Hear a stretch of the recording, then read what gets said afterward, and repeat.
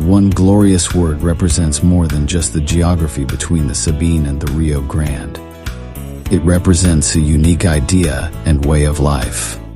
A life of rugged individualism, proud self-reliance, gritty toughness, and fierce independence. That is what made Texas, and that is what will save her again. Howdy, folks. Sam Houston here. I want to thank you for tuning into the Feed Bandit podcast. Feed Bandit is the Texas first outdoors brand built by rabid Texans, for rabid Texans, and all those who aim to be one someday. We unapologetically promote the ideals that shape our Texas pride and Texas first patriotism through our love of hunting, the outdoors, and the gear and apparel we create. Texas, above all else, preserve the tradition, protect the legacy. Check us out at feedbandit.com. And to repeat that great rallying cry from a former colleague of mine, liberty or death. Now, enough of my talking. Here are a couple of bandits that love Texas as much as I do. Enjoy.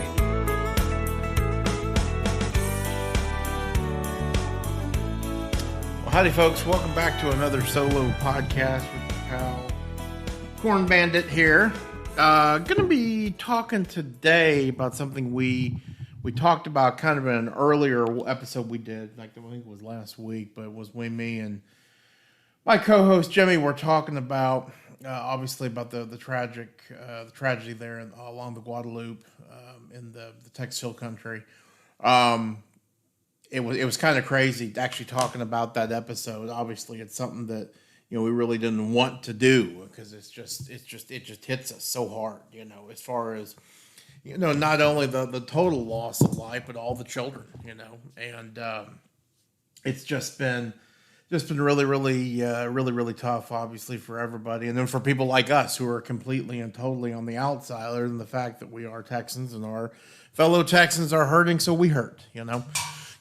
But something we talked about then is, obviously, and justifiably so, rightfully so, a lot of the focus, of this tragedy has been focused on the loss of human life and property and all that, which has just, again, been beyond catastrophic. And but something that you're not hearing a lot of, at least that I've determined, or rather that I've heard, really, is, what is this done to the habitat along these rivers that were affected, in particular the Guadalupe, as far as habitat for indigenous species such as the Guadalupe bass, okay, which of course is the state fish of Texas. What has it done to that particular fish? Has it what about native deer species? Okay, the white-tailed deer along the Guadalupe.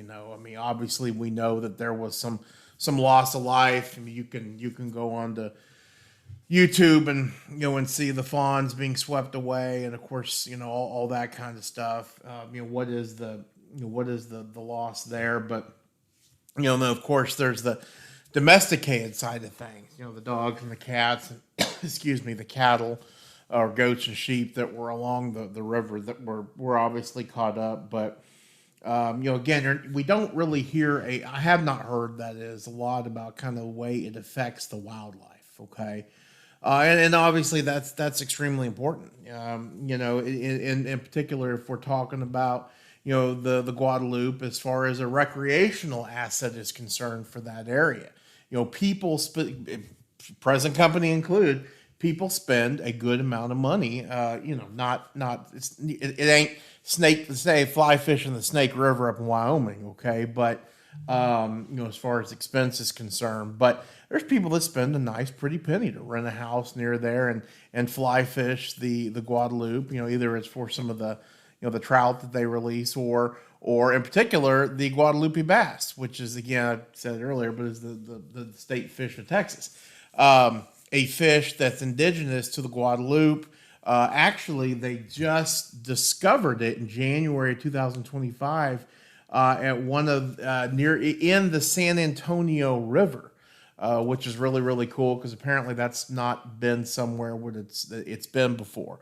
I'm hearing there's also a couple of these fish in the Brazos and the probably in the Comel and a couple of those river systems. But along the Guadalupe in particular is where a lot of people focus their interest. Fly fishing. You can go out there and there's clubs that are dedicated to fly fishing, and for people, especially like me, fly fishing for the Guadalupe bass in the hill country is one of my things that I am trying to do. I want to check it off my list. In fact, we had talked about this past 4th of July, ironically enough.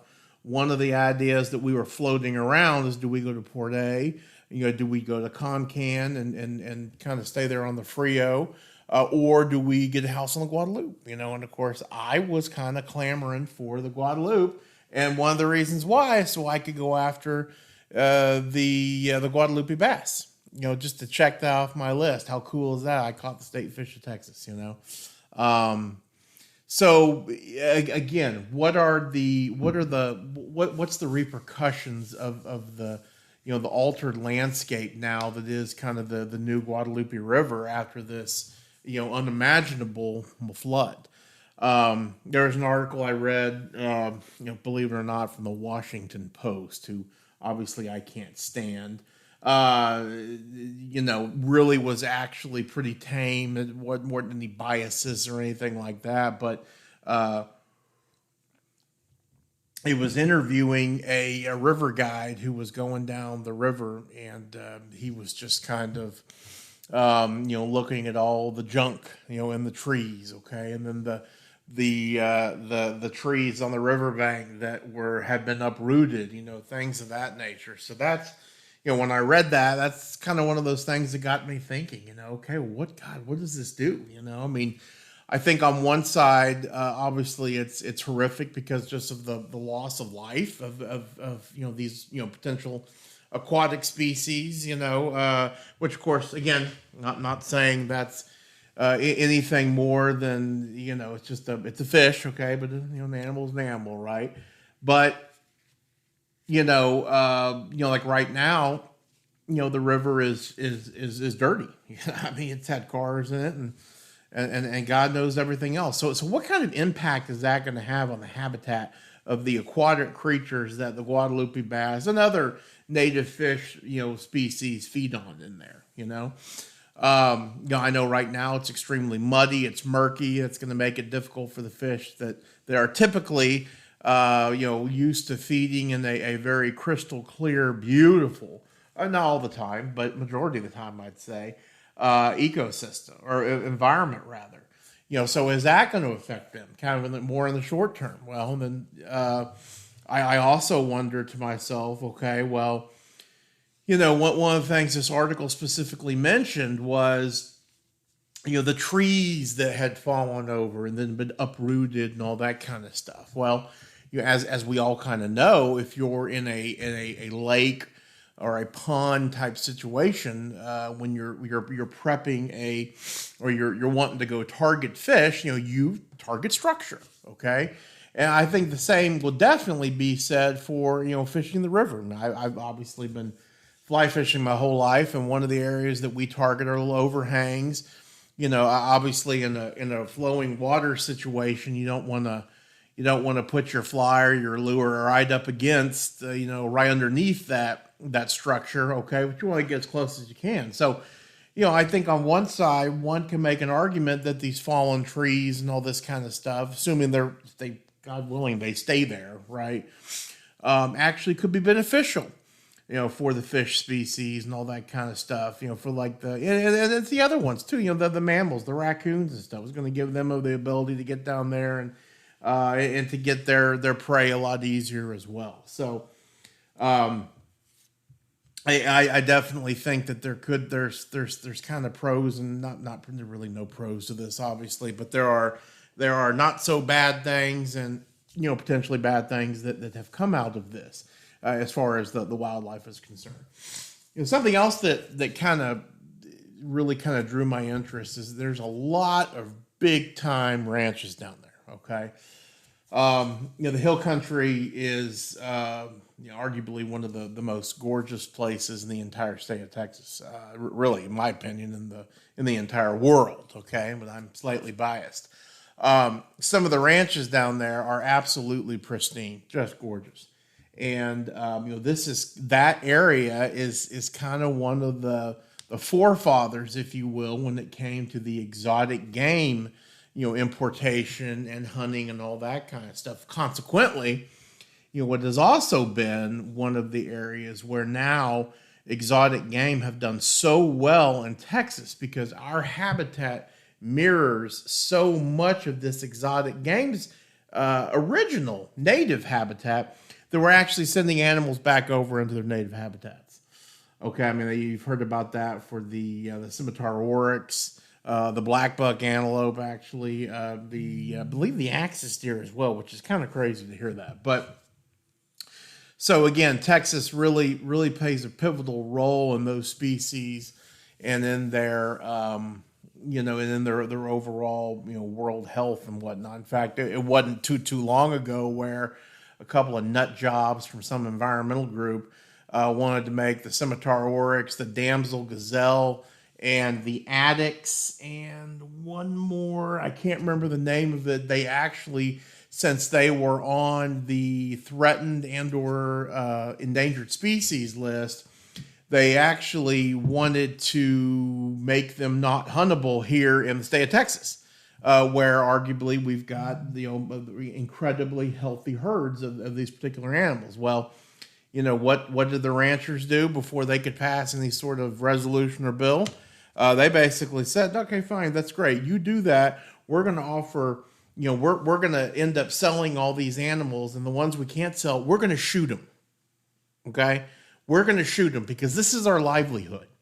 All right? And if we can't sell these animals, okay, then what are we doing here? I mean, unless these ranchers are going to be compensated through the wazoo for letting these animals affect their carrying capacity on their property of the other animals that they're raising to hunt, if they're being compensated by South Africa or something like that to re-import these, okay, well, that's a different story. But if you're just telling these farmers and ranchers rather that you can't shoot these animals anymore, well, you got a real problem. And that's what they said, and they overturned that effort very, very quickly, and rightfully so. Okay, so here we go. Fast forward to July 4, 2025. You've obviously got a lot of really nice ranch properties along the Guadalupe, and then of course along the little fingers and creeks and whatnot that go into the Guadalupe. So with this kind of rain, you're going to get blown open game fences, okay? And these game fences, I think when people when they think about them, they think, oh, okay, well that's the big 8-foot T-post with the net wire, the sheep and goat wire, that you're so accustomed to seeing. Well, that's not always the case, okay? And even if you do have a newer style game fence, that does not necessarily mean that it's going to be able to withstand the pressure of logs and trees and cars and all kinds of stuff that's coming down this river. So, I have not seen anything come out yet as far as the damage to these ranches. I have not seen anything come out as far as the how many animals, I hate to use the word escaped, okay, but that is definitely the truth. I mean, you got to realize that some of these ranchers, they could go out there and they could buy a couple of sable bucks. Okay, here's stags, bucks. I actually can't remember how they say them, but those particular animals probably 20 grand, 30 grand a piece for a big bull. I think it is a bull for a bull sable. And that's your breeding stock. Okay, and then you're hoping that investment of 20 grand is going to fetch you XXX down the road. Okay, well, you got a big break in your fence because the river literally tore your entire game fence away, which it could very simply, and especially one of the older style game fences that are wood and cedar posts and are just being held together with barbed wire and a prayer and baling wire, you got a real problem. Okay, you got a real problem, and really the only folks that are really going to benefit from this are going to be other ranches who do not have such great, if they don't have game fences themselves. So that'll be really kind of interesting to see how that plays out. Go figure. One of our favorite hunting publication, Lone Star Outdoor News, on the, let's see, this is the July 11th edition, page 4, under the hunting, has got a little article here. It says Exotic Wildlife Association helping flood victims. And it basically says Kerrville-based organization, is offering to help anybody, member or not, impacted by the flood. Basically says the director, who's Ken Yancey, has come out and said that we believe there will likely be some impacted ranches. We sent an e-blast on Monday to let people know who have been impacted. We'll do our best to match resources. A bunch of people have reached out to see how they can help. Of course, that's typical Texas. Yancey says this group would assist in rebuilding fences, providing supplement feeding and care to animals that as a need arises. Okay. It says other outfitters along with game wardens are pitching in to help the recovery effort, so on and so forth. So that's been really the only article I have seen, and then doing a quick internet search that's come out that talks specifically about wildlife. But I'm sure that the folks of the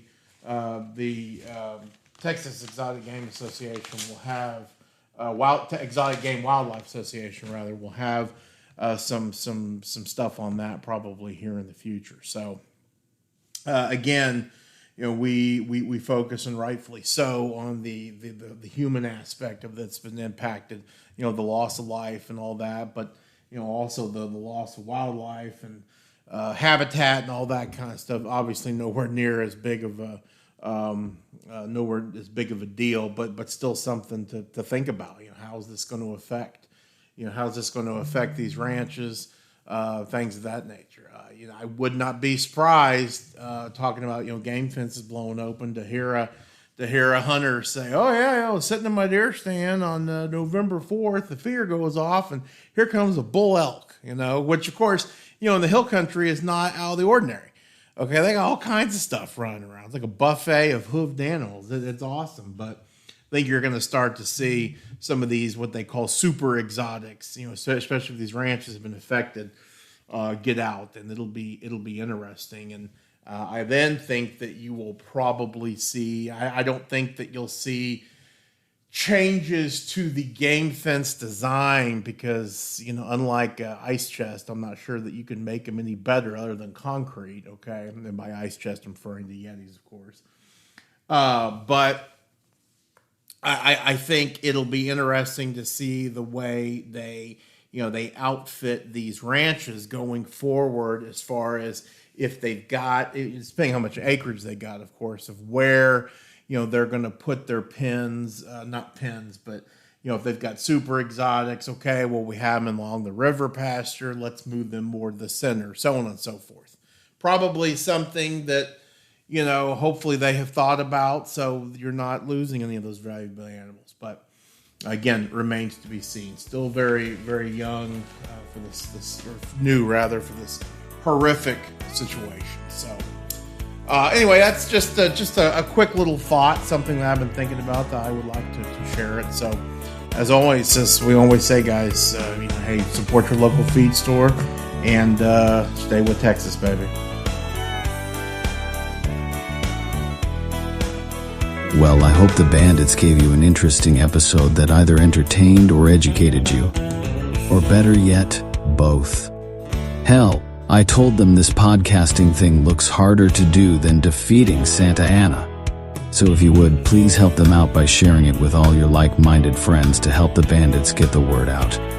And don't forget to check us out at feedbandit.com and grab some gear and apparel to support the cause of Texas.